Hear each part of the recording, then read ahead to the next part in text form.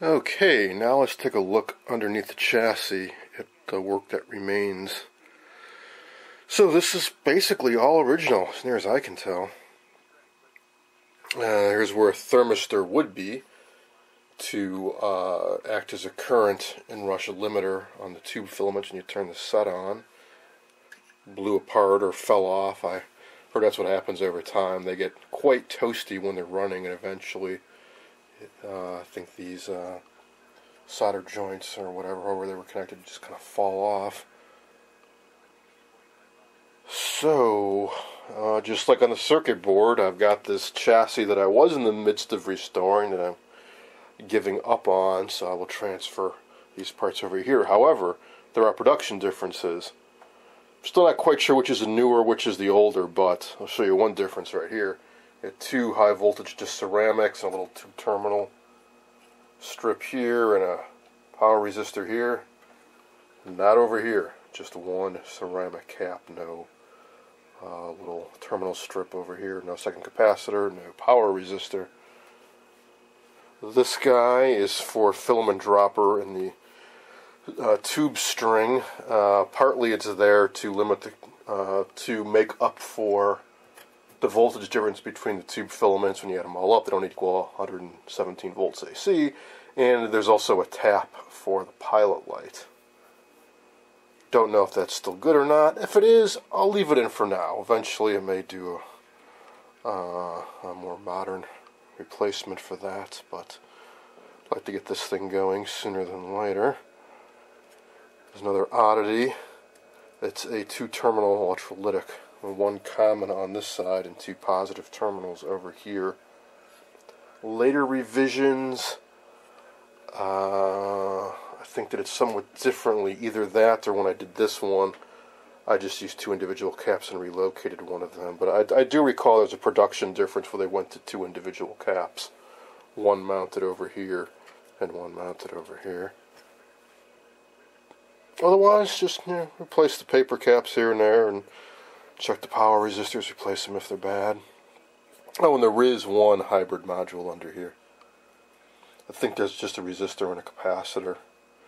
Not much in there at all. When I did this set, I replaced it with discrete components. So I may just do the same over here.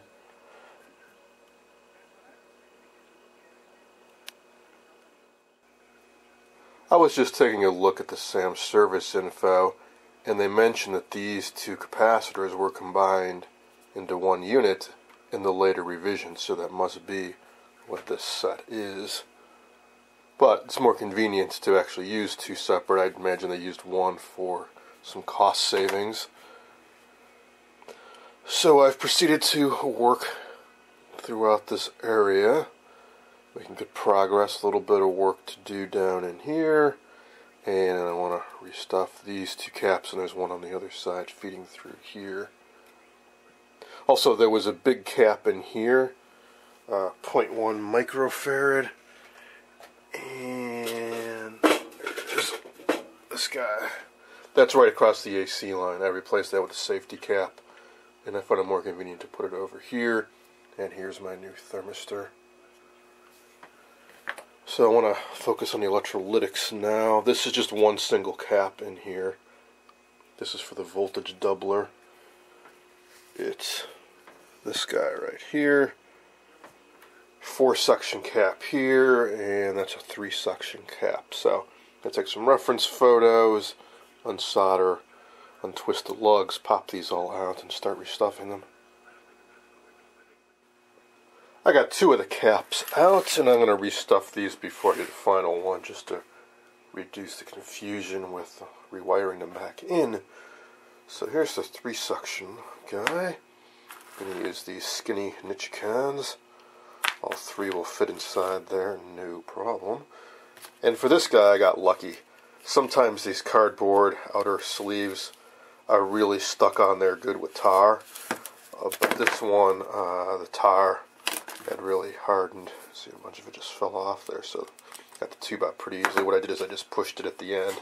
And yeah, I broke the, the center part loose, but when I shove this back together, it'll push it back in place. And this just has a single cap inside. I use this guy for replacement. So I want to get these open. I've heard a few techniques in the past. Now this one is inside this cardboard sleeve, so I can just cut this open. And the seam will be hidden inside there, so I may just do that. But for this guy, I want to open up the seam. I've used a pocket knife in the past, or on really stubborn ones, even use needle nose pliers, even though it really gouges up the edge just to get it started. But more recently, I got myself a set of jeweler's screwdrivers, and I found that if I take this, get it at an angle, and then tap on it, the small hammer or whatever, I can kind of start working it around. I'll try to get this on film. Okay, let's give this a try. This is the smallest one I've got in the set. Once I get started, I might switch to the next larger size. The challenge with these is it's fairly small in diameter, and there's a lot of lugs. Got the 3 outer lugs and the 3 inner lugs, so it can be hard just to find somewhere to get this started so you're not bashing into these lugs. I think right about here, a good spot. So just getting the flat oriented so it's right in the groove. I'm just using a pair of pliers for a hammer.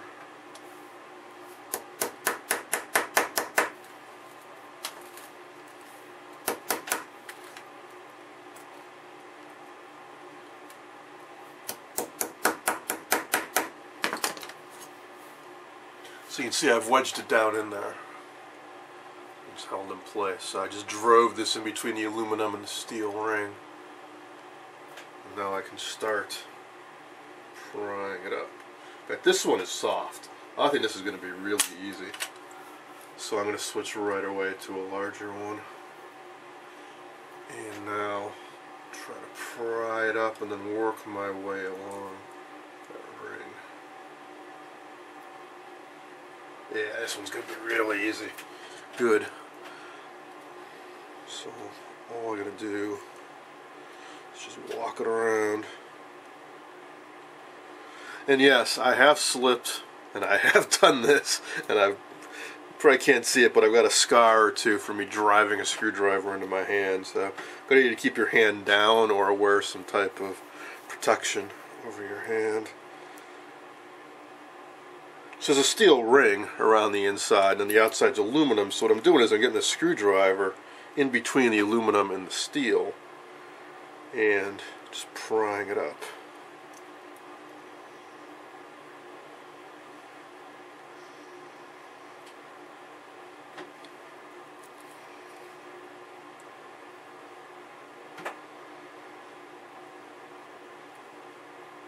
A little stubborn right here because there's where the piece of aluminum foil's coming up from the inside, and that's the common ground for the jelly roll capacitor inside. Once I get past that, it should go a little easier.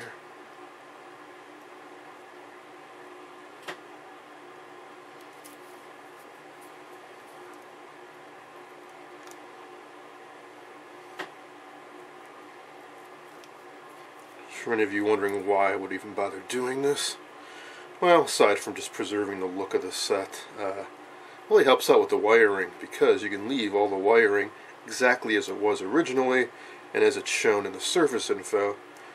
Once this is restuffed, I'll just plop it right back in. Otherwise, if you use terminal strips or just start relocating caps, you can get confused real fast. I've seen more than one guy online post questions about rewired the set, replace the caps, and the set doesn't work, and he's not sure if he's got them in right, and I guess they're tracing out the wiring, and it can turn into a real mess.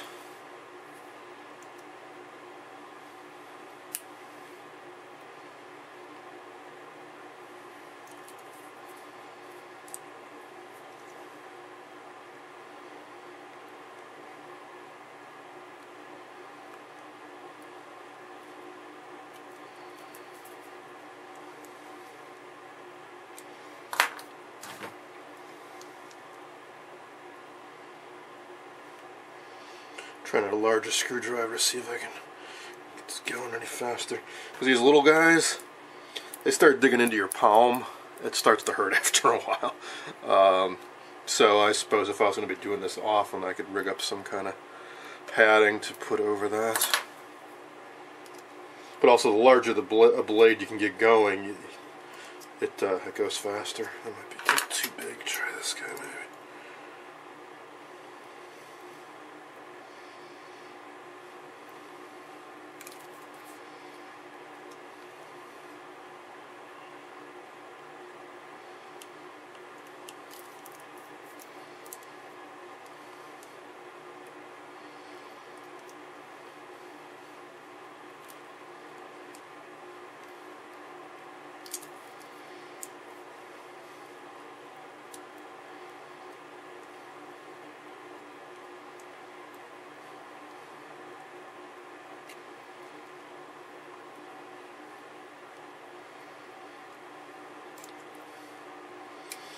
Alright, that is it.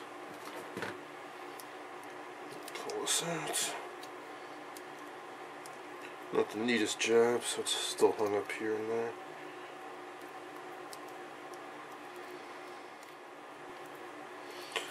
It's partly hung up because there's still a piece of foil connecting it to the ground.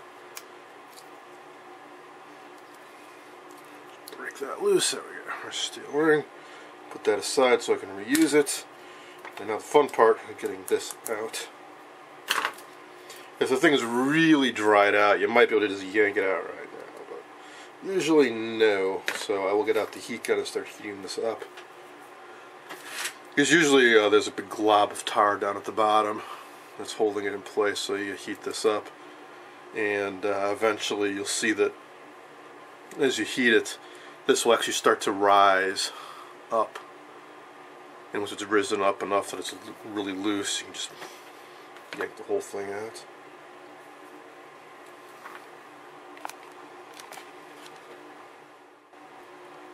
I let it cook for a few minutes on high over my heat gun until it started to bulge out at the end. Then a little twisting and yanking pulled the insides right out.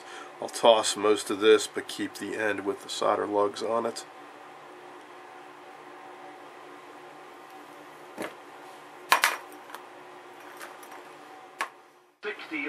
This one I'm just going to cut open.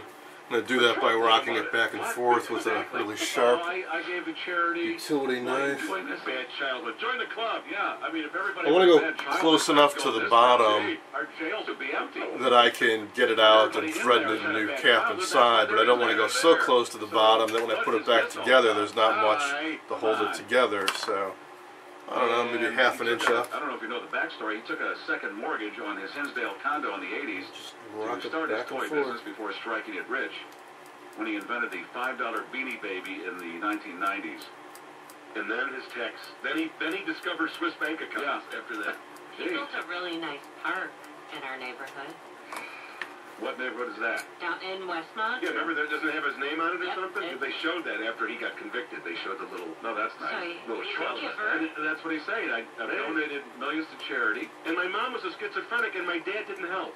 That was his, he says, I worked myself up from a broke college student who took jobs as a bus. Your knees are in pain, they lock, they grind, they stiffen up, or just plain hurt. Join the thousands of people who have said goodbye to their knee takes care of that. pain. You can throw away the top half and drill a couple holes and thread the new cap through there, and that's that. They use the latest medical technology stick known back as inside this tube. MDI, or motion digital imaging. These highly skilled It just occurred to me that there is a clamp that goes around here, which will crush it if I just leave it like that, so I guess I will take out this inside. Well, there's a corkscrew for that. Shock absorber for your knee. If you have arthritis or knee pain, Medicare and most insurance. I may need to heat this up, but I'll give it a try without heat first. Or 5633. Swing by Walgreens for great deals on New Year's resolution solutions. With your Balance Rewards card, all Pure Life vitamins and supplements are 33% This thing's off. really And all dried out, Major by the way. vitamins are buy one, get one free. Walgreens, at the corner of happy and healthy. Additional markdowns taken. Now 2 for for 1 during our Christmas clearance at Four Seasons of Fun, formerly FIM. Buy 1, get 3 free starting New Year's Day on bendable tree boughs, glass ornaments, candles, extension cords, replacement bulbs, spray and bag snow, suction cups. Now do 4 for 1, 2 for 1, 3 for 1, and now do 4 for 1 savings on all Christmas trees. Actually kind of unraveled and some of it's still back inside the can. Tabletop to giant trees, unlit trees, or pre-lit trees. Take them out of the box and their lights are on. Now to 75% off. We need to move it out. Starting New Year's Day, get an extra 20% off in future bucks. That's an additional. I can't imagine this cap was still any good. It's so dried out inside. On Kinstock swimming pool packages, pool tables, patio groupings, leather furniture, and bar stool. Prices slash. Now do 4 for 1. Starting New Year's Day, plus an additional 20% off in future bucks. This morning in a warehouse on the north. There we go. That's the last of it. Says the cold made for a tough fight. From the get-go, we started setting up our big guns, our tower I'm going to ladders. stick that right back down inside there. And that's how we fight a fire defensive. And when I put this back in the set and clamp this down, I have something to clamp on too. There were no reports of injuries there. A former McHenry County Sheriff's deputy facing 30 years to life after plea. I finished rebuilding this electrolytic and reinstalled it. That's the single suction. That's the one right off the AC line. Also been cleaning up the wires in here. They were really gooey. These Predictas, whatever wire material they use for the insulation, they really attract the gunk. I haven't cleaned these yet, or these, and they're just really sticky to the touch. So I've been using a combination of isopropyl alcohol, terps just because I have some on hand, and for the really stubborn ones, acetone. I'm almost out, in fact. But I'm also just about done cleaning the wires, so I think I got enough solvents to finish the job. Got another electrolytic almost done. Just need to recrimp it. And I'm going to wire that back in, which leaves this guy to rebuild. But I'm taking a moment to check something I've been ignoring all this time, which is this big old filament dropper power resistor here. When I did the holiday, I can't remember if it was intact but bad or if it had already been replaced. These are very, very often bad. So I have a strong suspicion this one will be bad as well. You can even faintly see on here it's printed what the value should be. 17 ohm, 13 ohm, and 8 ohm. That corresponds to the schematic here. So I'm connected up on one end here to A with one lead. Now I'll check that point B there.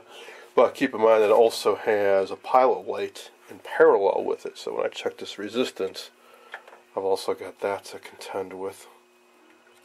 Assuming the bulb's still good.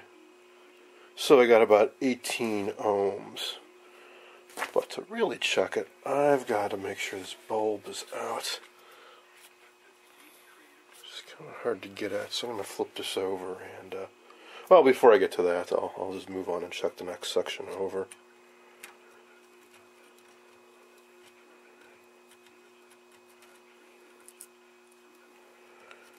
Come on, get on there. Well, that's not good. 85K. These suctions I don't think are independent, so I don't think I really need to do this. Same thing, so the next suction is bad. And just for the heck of it, check this, which should be 8 ohms. And it's also 84K. I am kind of curious where that value is coming from. It's probably because it's still wired in the circuit. And I'm picking up the resistances of the wiring. I'm curious about end to end as well. Now that's really weird. From one end to the other I get 44 ohms. But if I go on the individual suctions, I get much higher than that. So I really want to disconnect this and investigate a little bit further because I'm kind of curious about that. I was kind of curious, how can this be so low? I have not reinstalled the tubes. So I'm measuring it from one end to the other. So none of these tubes are installed, so there's no current that can flow out of point C. Get the bulb in there, but sections B and C I suspect are open. So how can I be measuring a low resistance from point A to point C?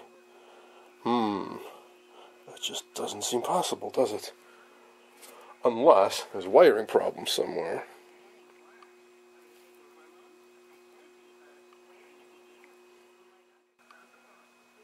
I flipped it over so I can get the pilot light out.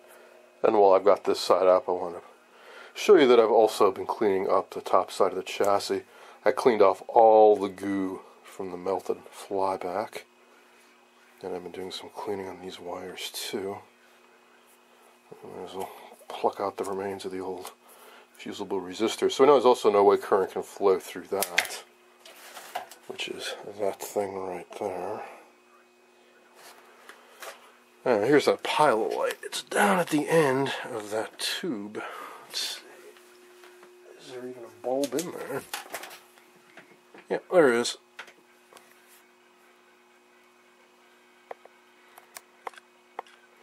So how do you get this out?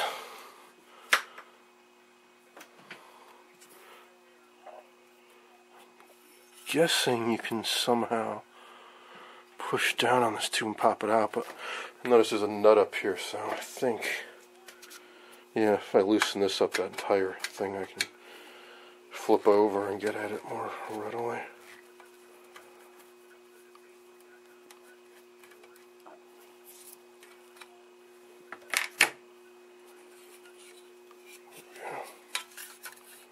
I'll pop that out and see about getting the bulb out.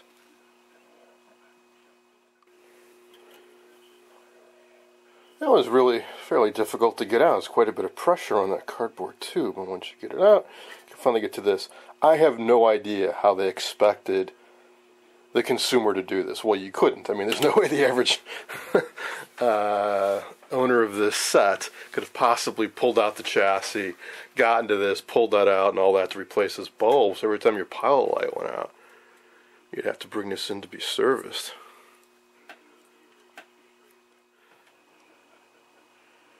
Well, it turns out I was wrong. This bulb is bad, but I've got plenty of replacements on hand. It's a number 44, common enough. So, back to this. How can I be getting the resistance readings that I'm getting? So, when I measured section A, I got about 18 ohms. And if that bulb's open, I'm guessing section A must be good. Sections B and C are measured open. However, when I measured from the end of A to the end of C, I got about what I would expect for the whole resistor. So how is that possible when there's nothing connected to C? That tube is not installed. Well, let's flip this over and take a closer look. Okay, so here is that resistor again. Double check those resistance readings.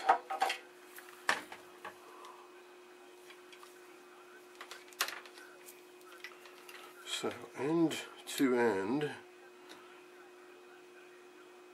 it's called 45. Here to here, 84 kilo ohms. So how is that possible?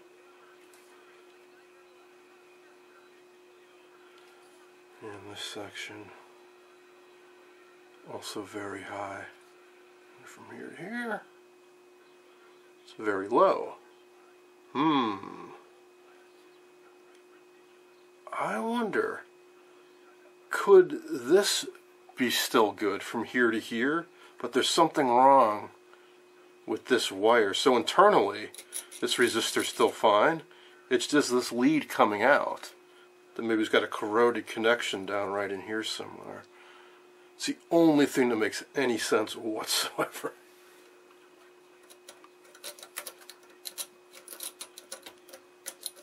I think what I'll do, so I gotta take this out anyway, since this has to be good. That section there goes to the tuner.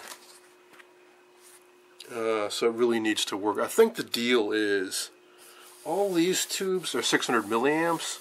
I think these might be 450 milliamps. And that's with a special tap to go to the tuner tubes with a resistor across them. Just kind of a hack to be able to run tubes with different filament currents in the same string. So with that tap not working right, the tuner's not going to work right. And I wonder, could it just be a coincidence that that tap has a problem, and the only tubes that have been replaced in this set are the tuner tubes? So if that tap is open, those tuner tubes wouldn't light, but the others would. Somebody might have seen that and replaced those two tubes, still couldn't get the set to work and gave up on it because no other repair work was ever done. Curious.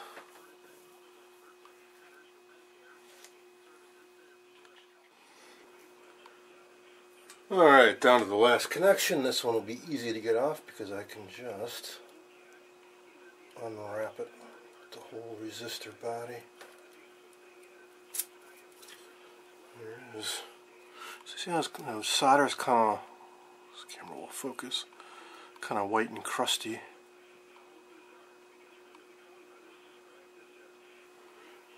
Breaks off very easily.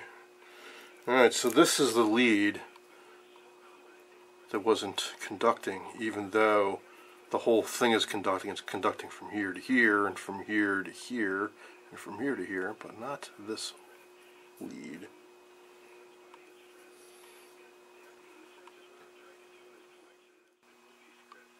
It's actually pretty easy to chip away at this material. I just used a good old box cutter.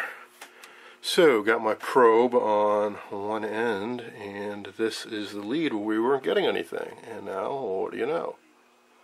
I got about 24 ohms, which is higher than it's supposed to be, which is more like 8, but I do have continuity now, which I didn't have any before. But that's on this metal plate here. Well, what about down at the end of the lead?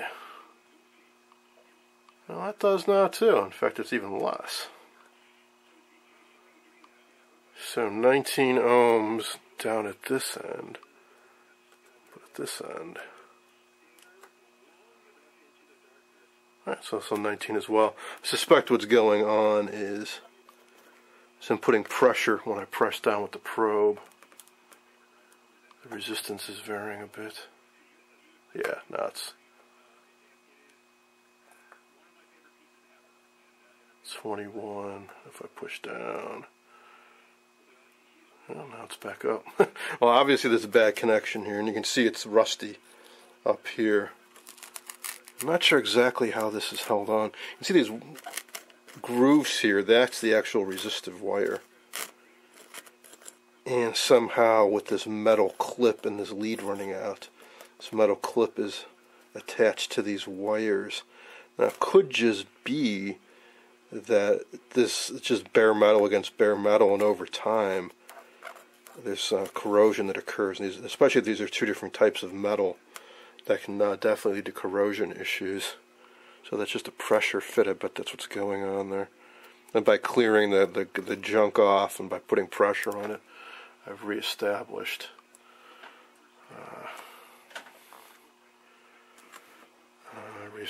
the connection. But it is higher resistance than it should be. Not that I would ever dream of putting this back in the set anyways. I'm just curious to see what the heck was going on here.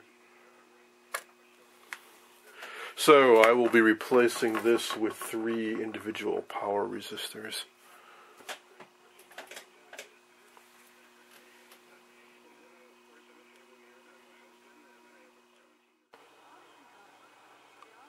In particular, here are the resistors I'm going to be using. So I've got an 18 ohm to replace the 17 ohm section, 12.5 for the 13, and an 8 for the 8. Now, you may have come across Predicta sets where this resistor is still good. Or maybe it's gone bad, but it's still in the set, and there's a jumper wire across the 8 ohm section. May even be a sticker on the back of the set saying that this set has been rewired to accommodate a 6.3 volt filament CRT. See, the original CRTs these came with were 2.35 volt filament CRTs, but with a 600 milliamp current, just like all the tubes that are in series with it. Well, those are very unreliable, so the replacement came out, the 21FDP4 factory replacement CRT, also same 600 milliamp current, but more voltage. meaning that the tube CRT filament had a higher resistance. And if you don't make that modification, it's going to be choking the filament current a little bit. We're talking a really minor difference, about a 4-volt difference over 117 volt filament chain. Not a big deal. But consider this. This was designed for 117 volts. Now most houses have between 123, maybe as high as 127 at the outlet.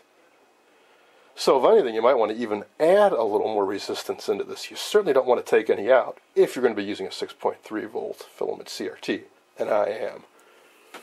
2 of my Predicta Tandem head units still have the original CRTs, the 2.35 volt filament, but they're both nearly dead. They're going to be replaced with 6.3 volt filament CRTs. So for now, I'm going to go with these as is. Eventually, if I'm going to continue to use power resistors, I may want to increase this to maybe 12 ohms, 15 ohms, something like that. What I'd want to do is really get the set working and then maybe put an accurate AC ammeter in series and see how much current's actually flowing. If anything, I wouldn't mind starving it of a little bit of power to prolong the life a little bit. Certainly don't want to be putting any more current through than they're rated for.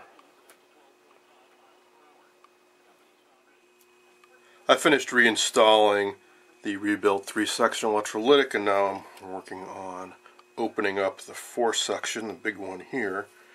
Once I get that done, and replace that filament dropper, and install the flyback, I guess that's it. So, I'm working on opening up the seam, and just like the 3-section one, this aluminum is quite easy to work with, so just moving right along. My way outside the rim. Bit of corrosion here, but I don't see that it's oozed anything out.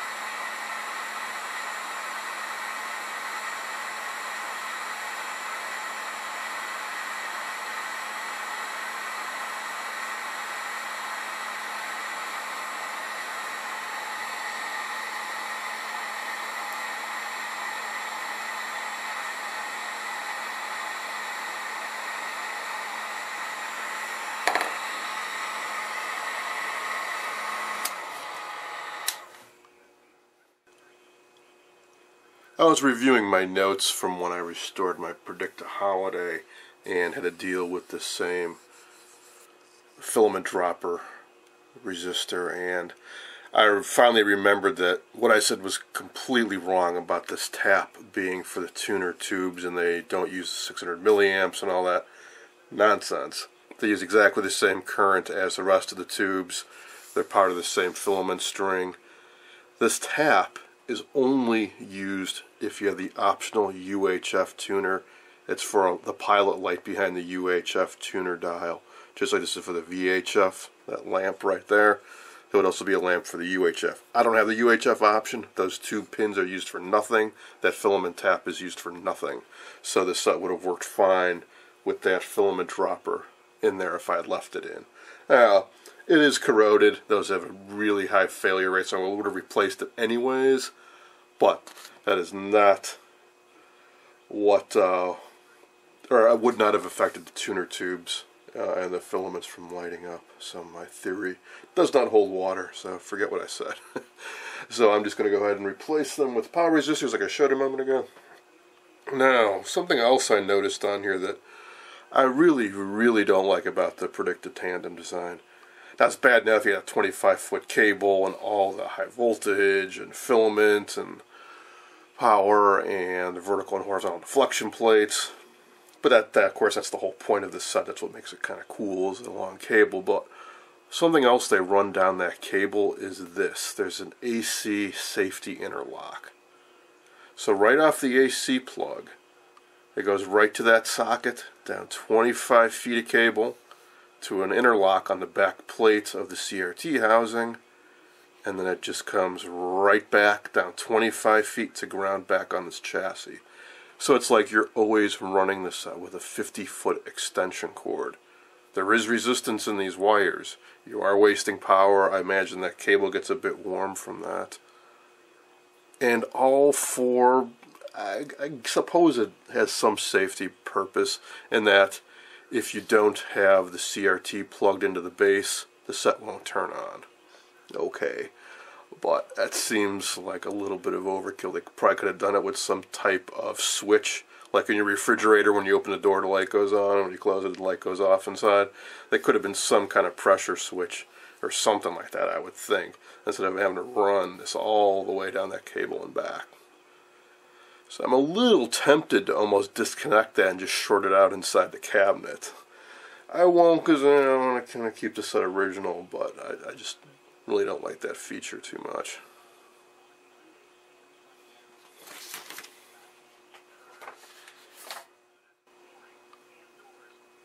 Now let's take a look at something else I've been ignoring and kind of dreading, which is testing the power switch. These are notorious for going bad.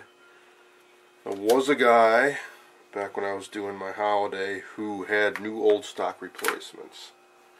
Bought one for my holiday, and I think I bought a second one just in case. Well, I've got 6 Predictas total, so they better not be bad in more than one other set. Now, I know it's good in my Siesta set. I'm pretty sure it's good in my Princess set. And I do have one spare tandem chassis, so I'm hoping I'll be okay between my one new old stock replacement switch and various sets I've got. So power switch is right off one side of the AC plug, and then it goes to the fusible resistor, which is this thing right here. So all I should have to do is find the right side of the AC plug and the right side of this. I should be able to toggle the continuity on and off by pushing that switch. It's a push on, push off switch. So I'm try pushing it right now. Hey, maybe I'm lucky with this set. It's jumping all over like crazy, but let's switch to resistance mode.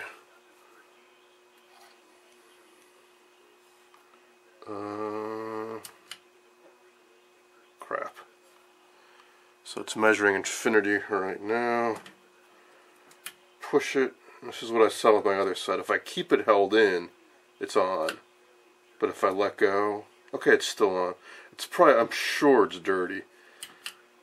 And it may be a little flaky, but off. Yeah, it should be on right now, and it's not. Just kind of wiggling it around. Push it off again. That's sort of on 100, 200, 140, jumping all over. I'm sure it's all gunked up inside and worn out. Damn.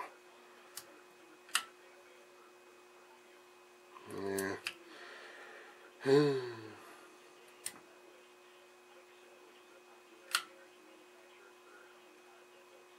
You don't want to have like 30 ohms in your power switch. Now, I have seen power switches before that are flaky like this. But once you actually power up and start using this set, they kind of clean themselves up a little bit because you actually have current flowing through them and probably a little bit of sparking going on. And they kind of clean themselves up a little bit. Whereas I've got a very high impedance ohm meter on the thing right now, so it might not be as bad as it seems. Off. And, and it seems like it only goes on if I really push it, hold it for a while, and then let go. And right there, 1.8 ohms, 1.7, that's not bad. So maybe if I keep working this, it'll get more reliable or not. I kind of was able to pop open the one on my holiday set, and I tried cleaning it and I couldn't get it back together. The thing was just kind of fell apart and it was a mess. So I'm not really too keen on attempting it again if I don't have to. Now there are other options I've seen. This is I'm hardly alone with this. Lots of predictors and owners have dealt with this. I've seen some horrible solutions where they just drill a hole in the side of the cabinet and put a toggle switch in it. Or you just dead short the power switch and then you unplug and plug the set in, or you have a power cord with a switch in it. But those kind that you kind of have a thumb wheel switch in the power cord, not a great idea. This set draws a bit of current. Those might be okay for a lamp, but not really for a TV like this.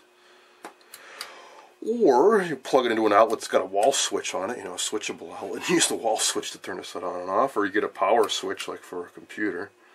I mean, I would certainly do anything, but like drill a hole in the cabinet. That I would never do. I'll definitely use an external power switch or something if I have to. Might also be worthwhile to contact the guy I bought those switches from before. See if he might still have some more left somewhere. See if I can find the one that I think I have left. There it is. So that's... Or no, this might be the one I took out of the holiday. Yeah. Here's the new old stock replacement. Different color, but works the same. CTS, 3 amp, blah blah blah. Same part number and everything. So this is the one I took out of my holiday that's just really shot. And here's one I have left, so I could put this one into this set, but I got others I want to restore as well. So this one kind of works, so I'd like to save it for one that's completely dead.